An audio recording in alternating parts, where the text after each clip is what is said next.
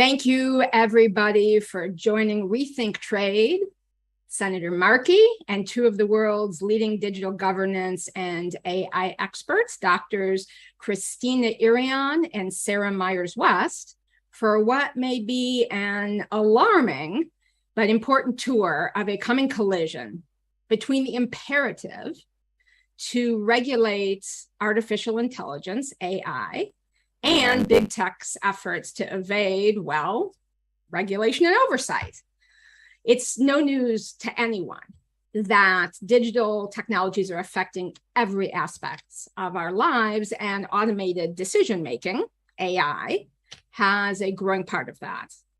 And while the administration and Congress are trying to get a grasp on AI threats, and importantly, are trying to get ahead of them, industry interests are stealthily working to make the very policy tools needing to do that illegal trade barriers so that they cannot be deployed.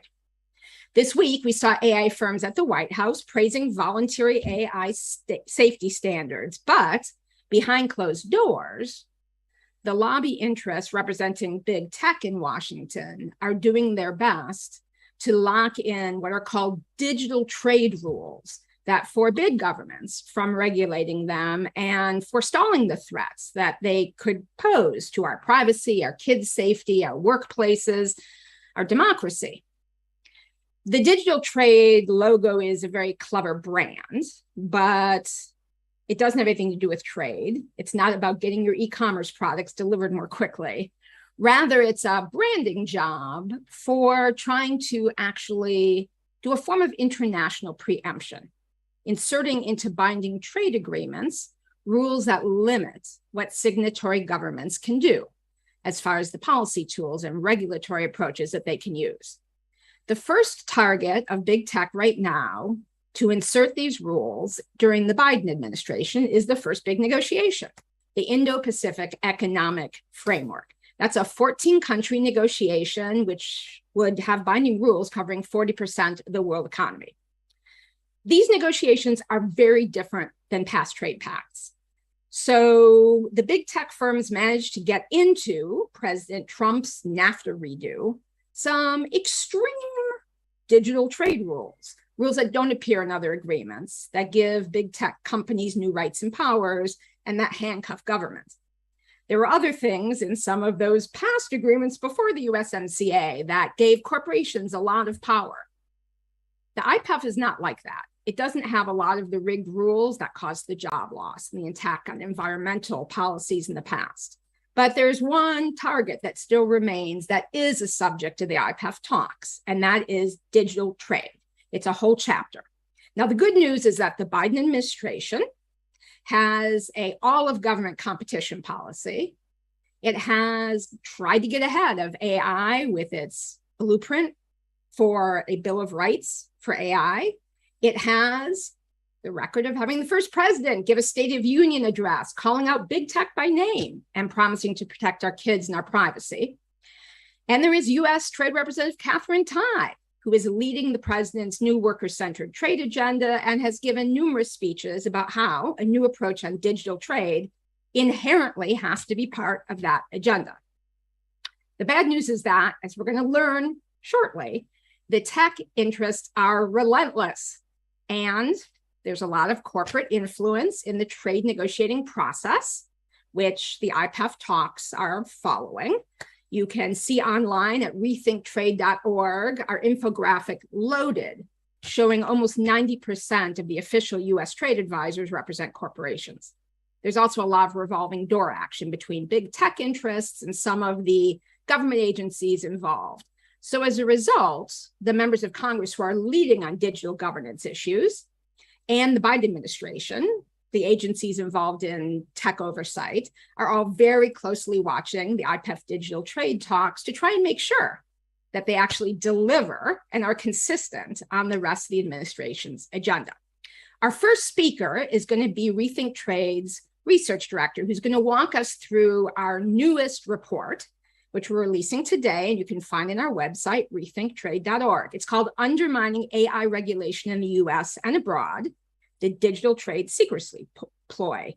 To boil down the findings, one of the rules that the big tech interests want in these agreements would basically take away the fundamental tools that the president's AI Bill of Rights, that all of the legislation being forwarded on AI oversight would find to be a critical tool for all of these areas of regulation to try and make sure that AI tools are pre-screened to make sure that we do not have biased policing and prosecution, unemployment discrimination, intrusive worker surveillance, unfair lending and housing practices, all of the threats that are inherent in AI and automated decision-making technologies. So with that, to walk us through the details, may I please introduce Daniel Rangel.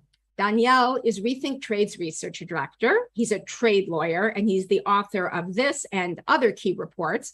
Again, you can read the details after you listen to Daniel and see his slides on rethinktrade.org. Daniel, please. Thank you, Lori. And I also want to extend my gratitude to Dr. Sarah West and Dr. Kristina Irion and Senator Markey for joining us today. And particularly for our two speakers for peer reviewing this report to make sure that we got all of these complicated details about AI policy right.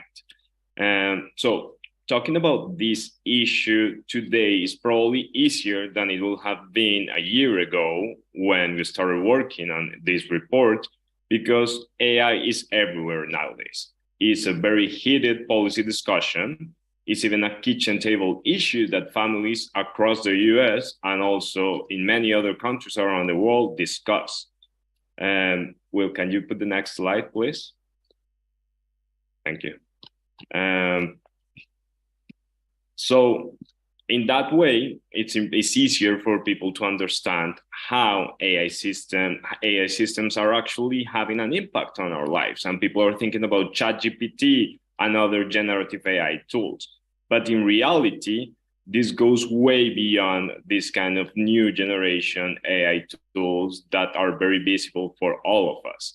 Automated decision systems, which are AI tools that basically make decisions for human beings without even human oversight or with very little human input, are already being used to make decisions in a lot of areas that impact all of our lives, starting with hiring and workplace management, whether you get a home loan or if your insurance is going to cover something, at different stages of the criminal justice system and by law enforcement agencies, by companies to determine prices and supply chain management, and also for access to public and private services.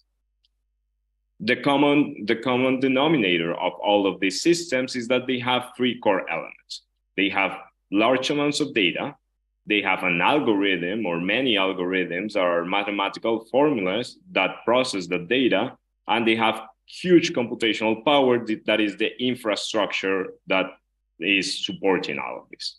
The algorithm, when it is expressed in a way that humans can understand it, so the code that the programmers are actually writing down and using, that's what people refer to as source code. And keep that in mind because it's going to be very important.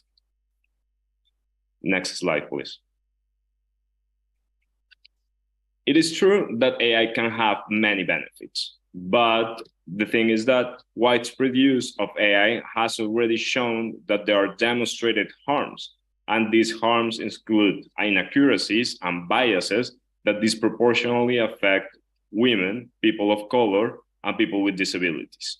Some examples were those that Lori was mentioning, but we could say that, for instance, bias policing is one that is very problematic in the way in which when bad data is being fed into software that police uses to determine which areas they're going to police, then you could end up in a system in which you are always over policing Black and brown communities. There is a very useful report actually from AI Now Institute that explains this issue.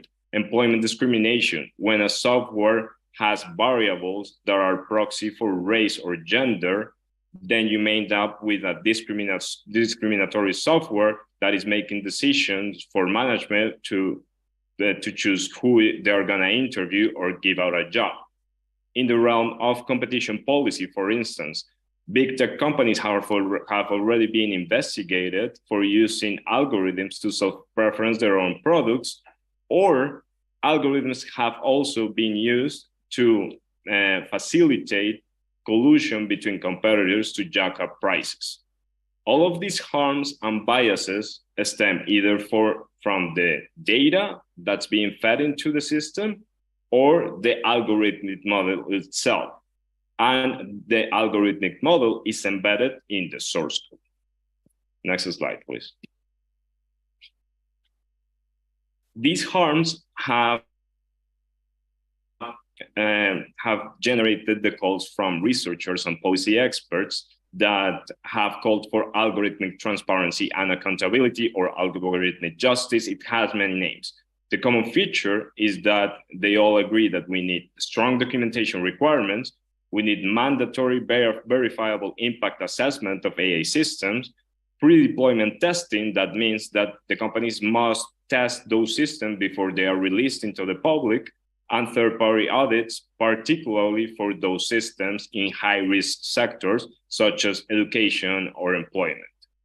If we want to implement all of these tools, governments, researchers, and auditors need to have access to key algorithmic information, and that includes the source code of the AI systems. Next slide, please. This is not something that is far out and is already being proposed both in the US and in many other countries. For instance, last year, as Lori mentioned, the White House published the AI Bill of Rights.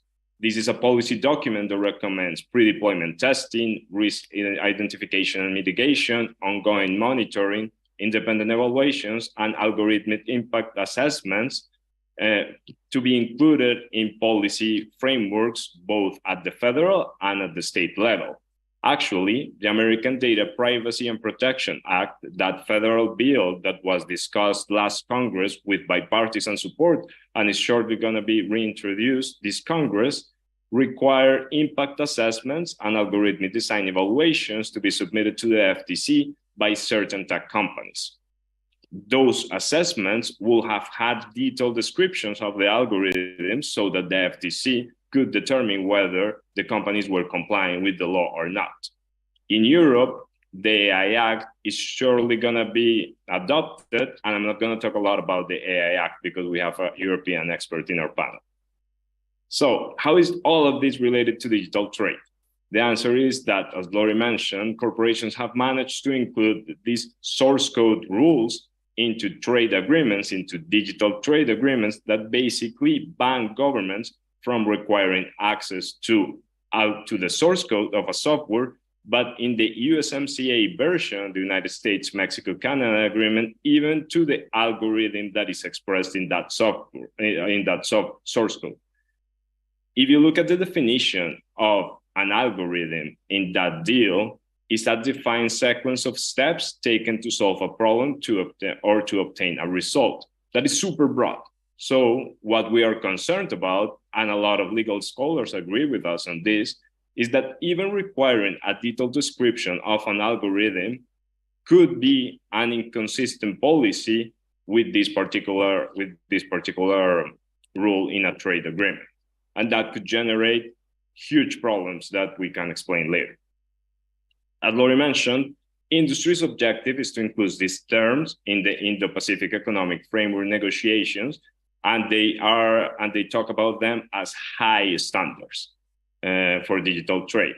But only 11 on almost 200 digital trade and e-commerce terms that are included in trade agreements have this kind of very extreme provisions. So that shows how problematic this is. Finally, next slide, please.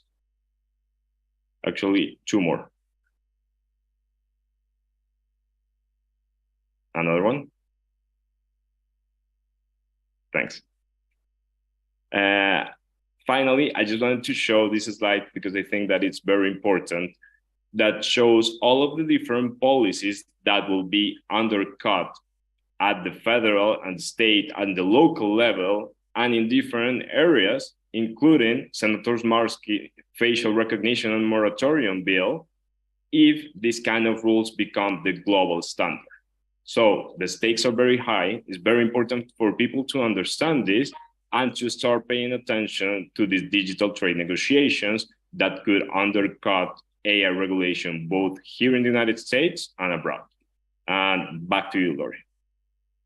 Daniel, thank you very much. And one, I think, really important contextual note we can take from that is how industry hopes to get the algorithm secrecy rules slipped into the Indo-Pacific Agreement to basically normalize what is an extreme, fluky, anomalous provision and make it seem like it's something that should be the general rule.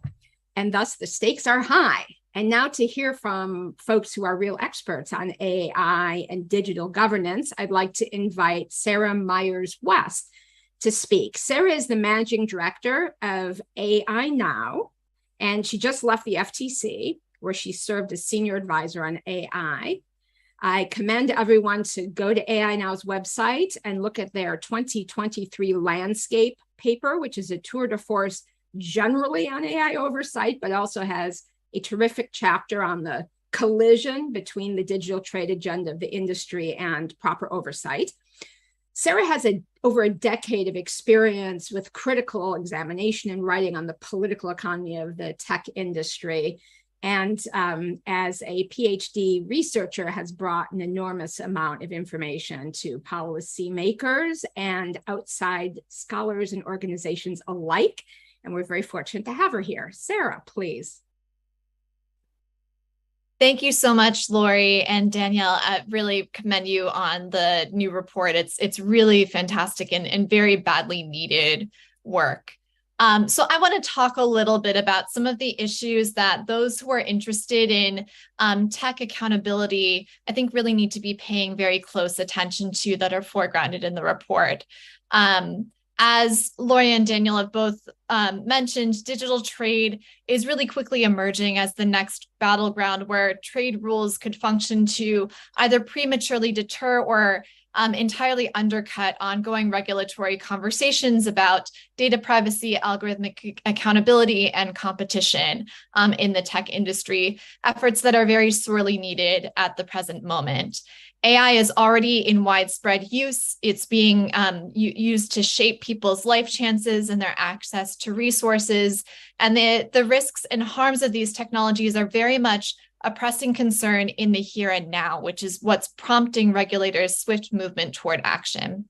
For example, accountability research has provided critical insights into things such as the racial biases in the use of predictive policing and criminal justice technologies, which have led to the over-policing of communities of color. Such research has also surfaced a discrimination in the algorithmic systems used to structure access to credit, to housing and healthcare. And regulators concerned about these harmful impacts are poised to intervene, potentially by including stronger mandates for auditing, testing, and validation to ensure that these systems don't cause widespread harm, as well as whether they just front and center work as they're intended.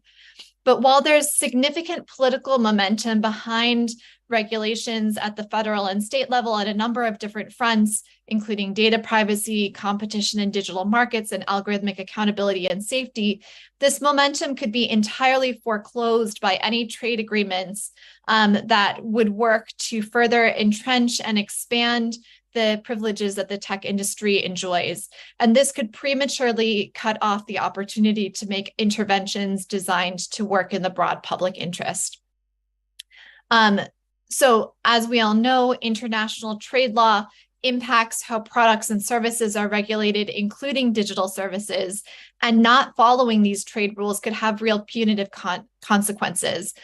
Countries who do so can be sued, they can have sanctions imposed until non-conforming domestic policies are removed or changed. And so what brings us here today is, the very real concern that some of the trade policies currently under consideration could directly impact the scope to do this kind of fairness and accountability work that thus far has been absolutely critical to surfacing the very near-term harms associated with AI technologies. And this report, I think, does an excellent job of illustrating the stakes here. In particular, it calls out that one of the key goals of the digital trade agenda is imposing rules that would thwart governments from being able to proactively monitor, investigate, review, or screen AI and algorithms by forbidding access to the source code and perhaps even very detailed descriptions of the algorithms. And this is really key to, everything that we know about what's otherwise a fairly opaque technological domain. This would have a profound impact on future avenues for policymaking, and it could foreclose measures such as the creation of requirements that company systems be audited for accuracy, including proposals that I think Senator Markey will be describing shortly.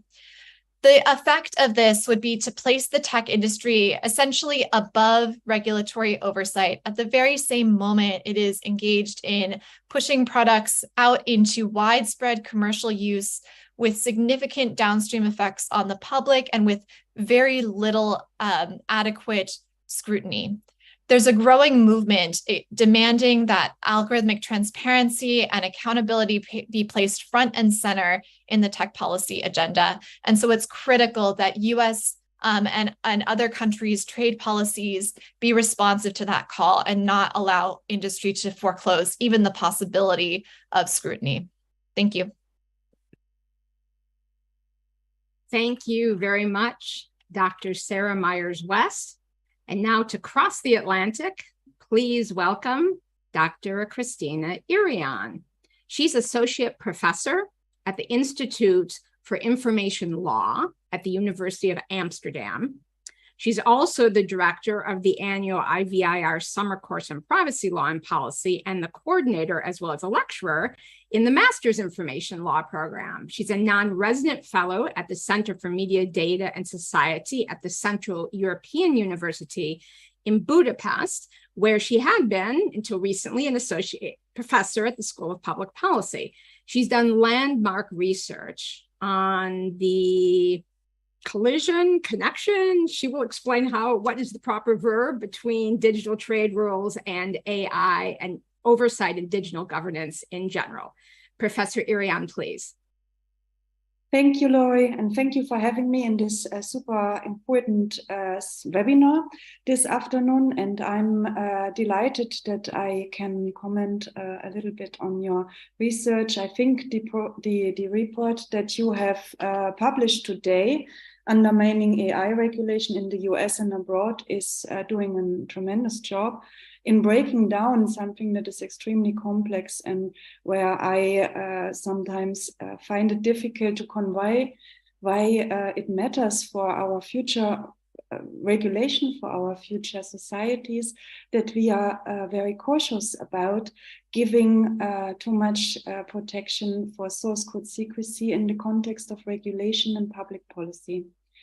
And I think a good starting point is to explain that trade law originally has been there to remove tariffs and quotas at the border when services and goods are traded, and that it is also a useful instrument to protect against discriminatory treatment and to eradicate a few practices that are undisputably trade barriers, but it has recently developed into a new way of influencing regulation, like you rightly said earlier, Sarah, that has chilling effects, I would say, on the regulators to draw up new regulatory instruments.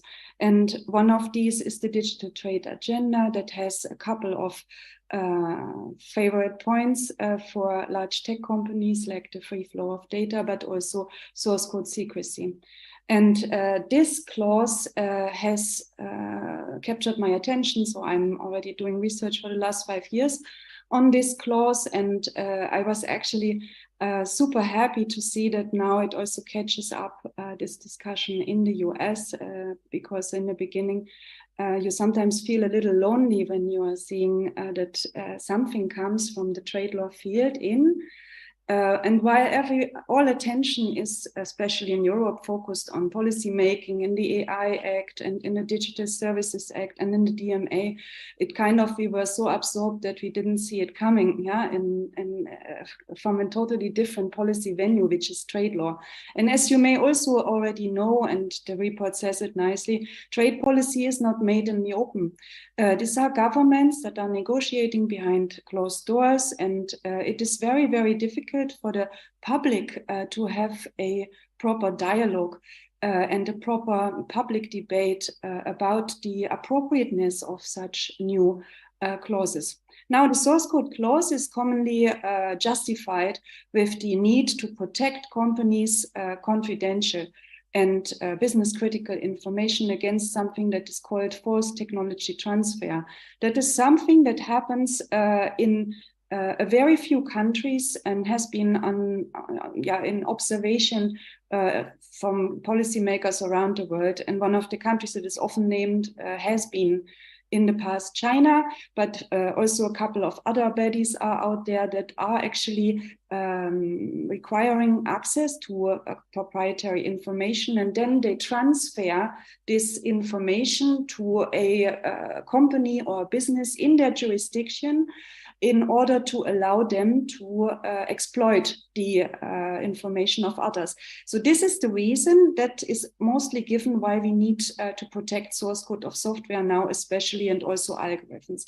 But when I see then this new clause in the US-led trade agreements, but also what the EU is doing, then you realize that they are creating a prohibition to require access to source code of software for governments that will stifle regulation, oversight, and accountability, and that they forget about the transfer part. So in a way, this clause is justified to prevent forced technology transfer, but actually it is targeting lawmakers' efforts, regulatory efforts to create an accountable and transparent algorithmic society. Now, that having said that, we have to now look what it does, this clause. And I have been working closely on the EU policy field. Yeah? And in the course of this, and has been mentioned earlier already, we are now in the final stages of adopting a major big legislation, the AI regulation in Europe. And this will have a couple of specific safeguards. One of them is that high-risk AI systems have to undergo pre-market conformity assessments. They have to have an audit, and if checks are needed, then regulatory authorities will have the ability to require access also to the source code and to audit this source code. Now, in the run-up of this new regulation, we saw already a number of industry statements coming in, especially from large US industry associations that was basically accusing the EU of committing forced technology transfer. Although the whole purpose of this regulation is not to give this innovation to somebody else, but actually to hold them accountable. So recently, I have then also required documents from the European Commission about the interface between AI regulation now in the making and trade law.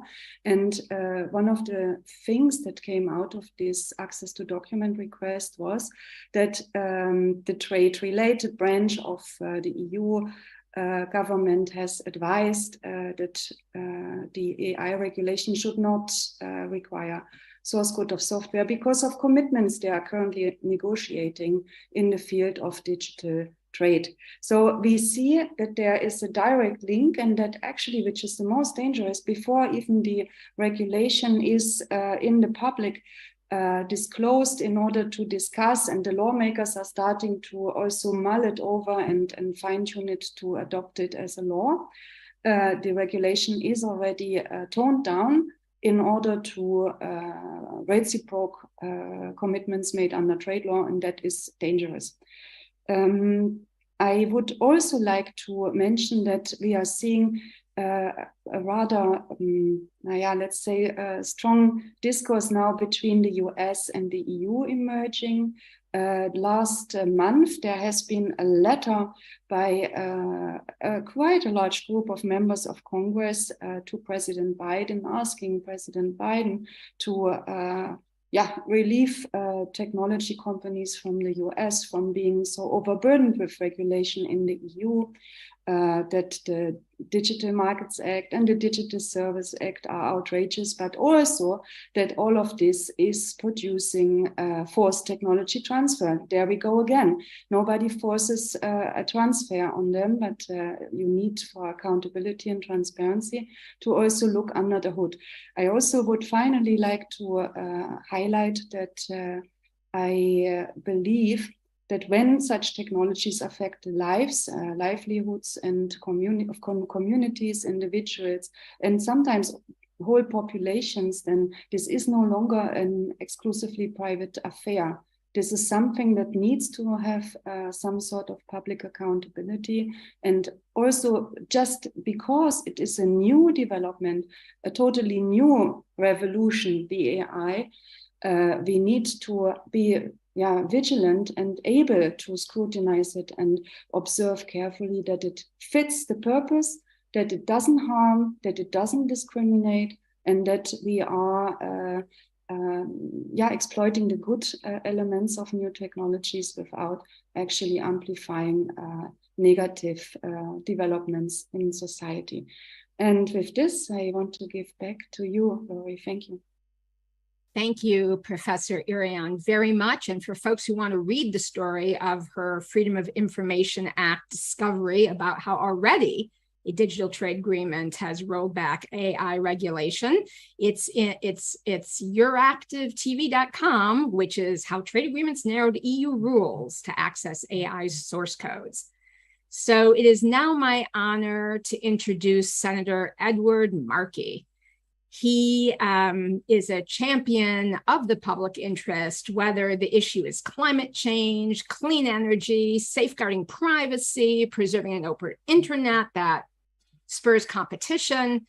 Senator Markey has been fighting for people and the planet in Congress for decades. He served for 37 years in the House of Representatives, where I first met him in the 90s during the original debates over the World Trade Organization and NAFTA. He was first elected to the Senate in a special election in June 2013. And among all of the laudatory things one can say about Senator Markey, who has had leading climate change legislation and privacy legislation and AI oversight legislation and anti-nuclear proliferation leadership. He is a person who has one of the biggest brains in Congress and one of the biggest hearts in Washington. And so I am just so honored to be able to introduce him now to speak. And we just got a notice that his line dropped. So we'll wait for him to get back connected for 1 second, and I will then call him back on. May I please ask one of my colleagues who can text his staffer that's in the run of show. And while we are waiting for him to come on, let me just tell folks that we're going to have questions and answers after a question and answer period after we hear from Senator Markey.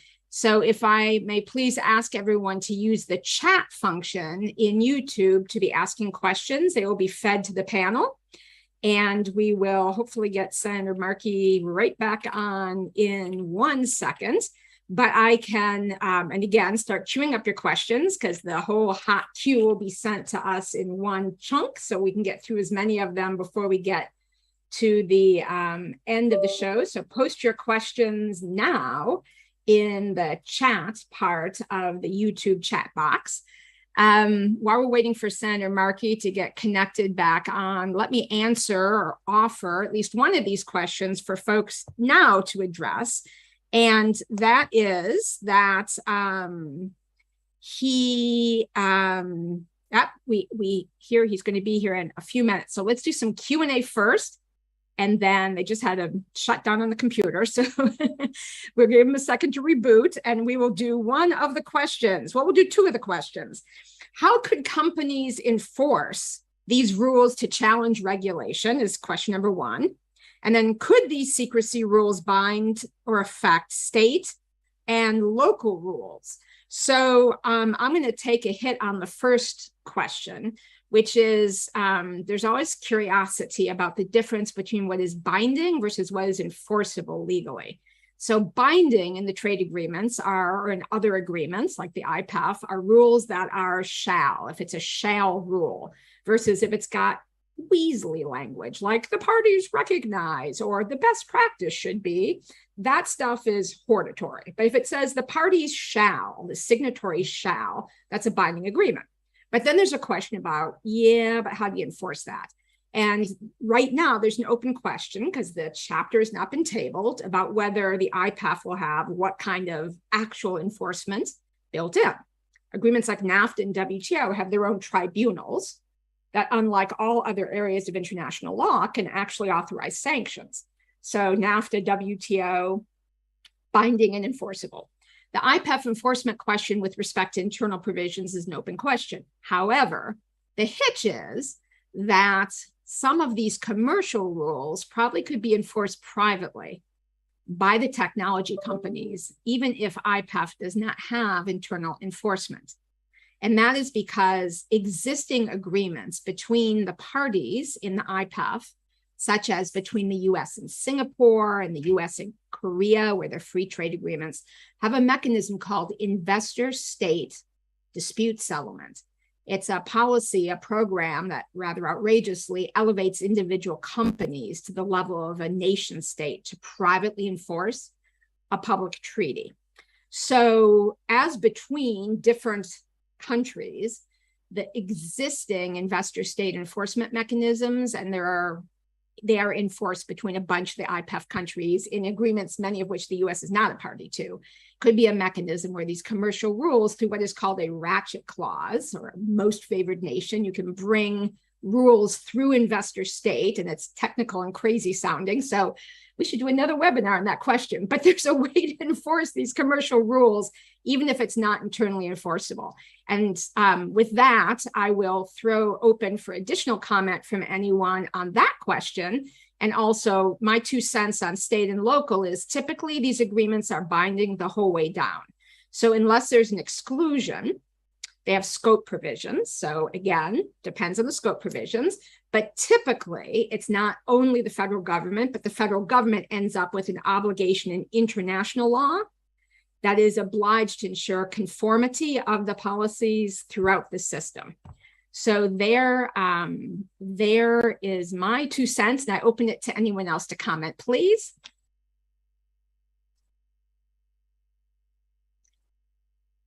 Professor Irion, please.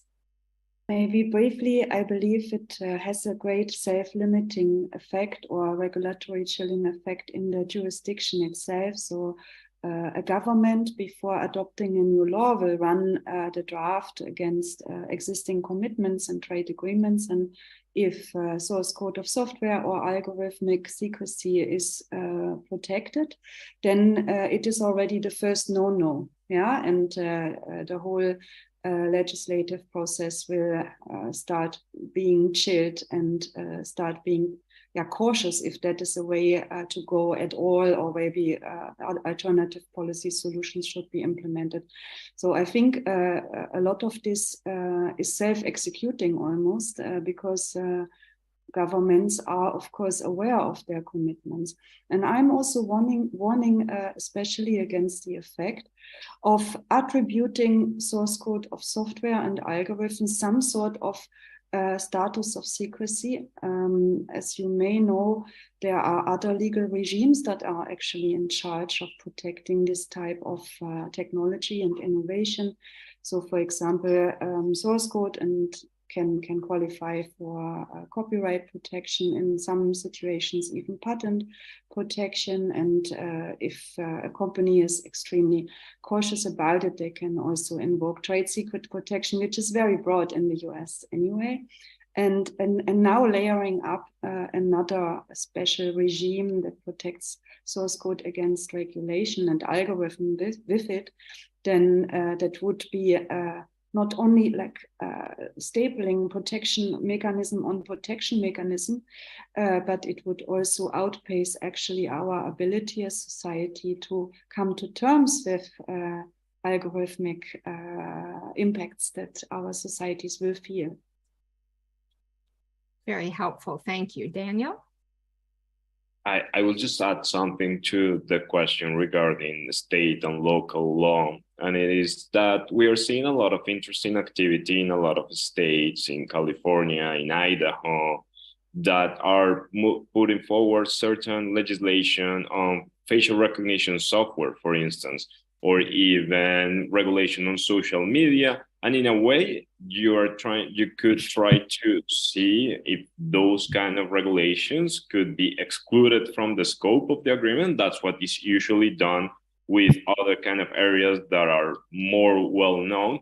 The issue with AI regulation is that we are just coming to terms with all of the different harms that these kind of technologies can have in our daily lives. So it's very hard to know what's the forthcoming regulation, and then establishing this kind of blanket prohibition on access to source code that doesn't let you do either a carve out to exclude certain policies or non-conforming measure. I'm getting very technical here, so that you can save existing regulation.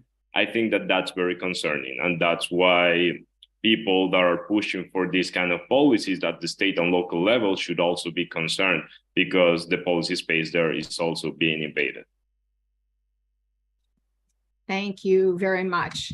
And now we hear that Senator Markey is being pulled towards the floor. So we may be getting him from the cloakroom from his phone. For folks who are not watching the congressional schedule, today and tomorrow are it until September, and they're trying to pass a huge bill. So we are going to let him perhaps walk to a quiet place and come back with us by phone. His staff is trying to get that achieved, and I'm going to raise some more questions. Number one, which is, what are some hashtags on social media we can direct people to for following this conversation as it develops further? And maybe Sarah from AI Now, who's a leader on this, you have some ideas. Senator Markey just texted to say he's on the way, so stand by, but let's start answering. Also, what is our best analogy for how outlandish the company's unwillingness to open up their algorithms for review is? Another question, should we consider AI companies' efforts to force the US government to implement provisions in trade deals regarding the source code as an example of regulatory capture? And then finally, what trade groups or individual companies are actively lobbying against source code and algorithmic transparency? And for that, I can offer a couple. For instance, the CCIA, which is a tech industry digital trade group, which has been saying that our current trade rules basically limit almost any kind of regulatory oversight of tech, which is not yet true, but would be if they were to get these kind of rules in other trade agreements, which, warning, preview of coming attraction, the trade associations and companies are also pushing to get this into the WTO. So IPEF has served the test run, but there's a big WTO push as well. And while we wait for Senator Markey to get to a quiet place, let me open up the floor to anyone else who wants to add. I can take the regulatory capture question and point the person that asked the question to the research of a sociologist named Wendy Lee, who actually gave a case study of how digital trade is the best example of regulatory capture. And she explains through a lot of interviews that were done with both negotiators and also lobbyists, how the tech companies decided very deliberatively to go into the bloodstream of Washington, D.C. and insert this idea of digital trade as a way to move forward their agenda and cement the conditions that allow them to grow as big as they are right now and to do all of the things that they do right now into trade policy. And this happened after a negotiation on intellectual property showed them that these rules could be used for these purposes. So I just will direct that to the paper of Wendy Lee. And I think that the name of the paper is The Third Phase of Regulatory Capture. So I think that says it all. Thank you very much, Daniel. And the senator staff, he said he is right there and they are getting him online. So I'm going to make an executive decision, and viewers, please, I hope, be happy about this, and everyone else forgive me at ACT TV. If we can please roll 5 minutes over so that the senator can join us. I beg everyone's indulgence and forgiveness. I think it will be worth our while to hear from Senator Markey. And there is Senator Markey. Thank you so much for joining us, Senator Markey. I gave you an incredibly laudatory and loving introduction, which I will send you by email. And I'm going to just introduce you and ask you to please join us. Thank you so much. We look forward to hearing your comments. Thank you, Laurie. And I mean, I've been listening to Laurie, my whole life. What's the right thing to do? So I just so much respect you and everyone who is leading on this issue. Daniel, Sarah, Kristina, and thank you to Rethink Trade for the vital work you are doing to fight big tech's attempts to avoid scrutiny. There's a lot of natural excitement today about artificial intelligence. Everywhere you look, companies tout new algorithmic innovations, promising that artificial intelligence will revolutionize every industry from agriculture to financial services to the law. Congress has jumped on the AI hype train as well. AI experts roam the halls of Capitol Hill, running from one office to the next and leaving lobbyists wondering why they keep getting bumped from the schedule. So don't get me wrong, there's a promise in AI, but there are also undeniable pitfalls. This technology is impressive, but we've already seen how algorithms can impose serious harms, from biased facial recognition software to manipulative advertising directed towards kids to worker discrimination. And we need only watch the movie Oppenheimer to see the impacts of hubris in any race to introduce new products and innovation without planning for unintended consequences. I was watching NBC last night, and they had a big story about how San Francisco wants to be the AI capital of the world, filling all of their empty office spaces. Well, we're also going to have to fill in the spaces with ethics, with safety, with protections that are added to the technology. So the hype train is in full motion right now. And we just have to ensure that there is transparency, there's accountability in AI. We just can't become lulled by the promises of this technology while deliberately blinding ourselves to the risk. Congress must stand up to big tech's efforts against AI regulation, because we know that allowing big tech to regulate themselves is a road to abuse, to neglect, to discrimination, and to harm. And now that AI is touching on more and more aspects of our daily lives, regulators and the public has to know how these algorithms work, and we all must be sure that they are safe and fair. At the core of our efforts must be transparency and accountability. Unregulated algorithms are just too risky to be hidden in a black box. We must see what data is being used to train AI algorithms. We must understand what biases algorithms have, and we must know how AI algorithms have been tested. And that's why earlier this month, I reintroduced my Algorithmic Justice and Online Platform Transparency Act to prohibit harmful algorithms and increase transparency into websites' content, amplification, and moderation practices. This legislation is an important first step towards understanding and addressing the biases and other harms baked into AI-powered products and services. So passing this bill or any technology regulation won't be easy. Big tech is already bringing their high-priced lobbyists to Capitol Hill to warn against any regulation at all. to promise that this time, really, they are going to be very careful in implementing their new ideas. Don't think we're just going to try to maximize profits. Don't think that we're just going to do it just for our own self-interest. No, we care about everybody else as well. But if they fail to honor their promises, if Congress somehow or other comes together to impose new AI regulations, big tech won't just accept defeat. No way. No way. And Rethink Trade's great new report demonstrates corporate behemoths from big tobacco to big oil are experts at exploiting every single dark avenue to avoid regulation. And no avenue is darker than international trade deals, because for decades, corporations have turned to trade agreements negotiated behind closed doors with undue secrecy and hundreds of corporate lobbyists as a backdoor to undermine the public interest. And we've seen how corporate influence on trade deals can stymie progress at home and abroad. Just a few years ago in the United States, Mexico, Canada agreement, Chevron and ExxonMobil were able to protect their ability to file suit in secret tribunals against climate and environmental policies. Big oil received giveaways, making it cheaper to export dirty tar sands oil through U.S. pipelines and blocked all climate and environmental standards in the deal. The good news is that President Biden and his U.S. trade representative are working to create a new worker-centered trade policy, but we're not going to be able to rest on our laurels.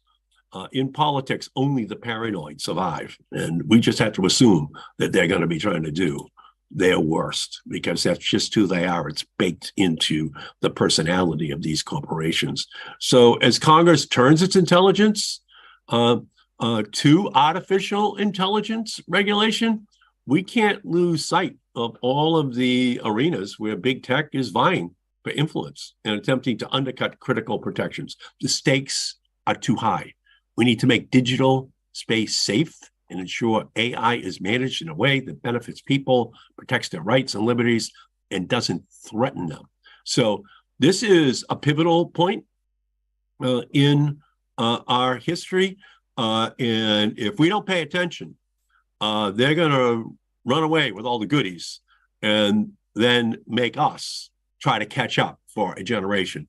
And they'll argue, oh, how can Congress understand this? How can non-experts understand it? Oh, we understand it. We know what you're going to try to do with it. You're going to try to do with it what you did with every other product that the private sector has introduced into our society. I've been on the committee of jurisdiction over most of these industries for 47 years. The auto industry didn't want seat belts. They didn't want airbags. The tobacco industry didn't want regulation. The big Silicon Valley companies didn't want protections for children online. So for so many of them, if you kick them in the heart, you're going to break your toe. And all we have to do is just let them know we're ready to kick them in the heart, okay, over and over and over again until they feel it. So these are going to be huge issues, and we can't allow them to move any faster than the human values that we want to attach to the technologies will make it possible for them to move. So that's our challenge, and you guys are the national leaders. Thank you so much for everything that you are doing.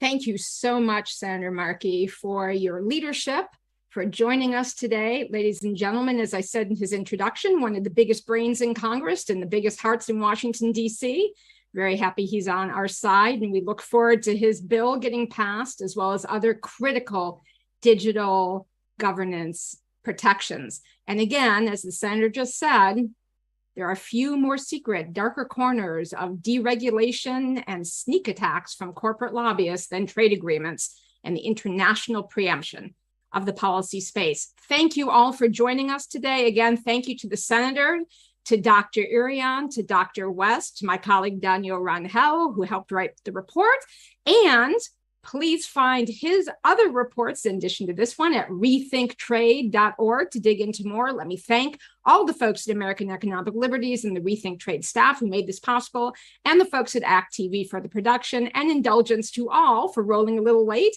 Aren't you glad you did, though? Wonderful to hear from the senator. What a rock star. Thank you, everybody. Thank you all so much. Thanks for all you're doing.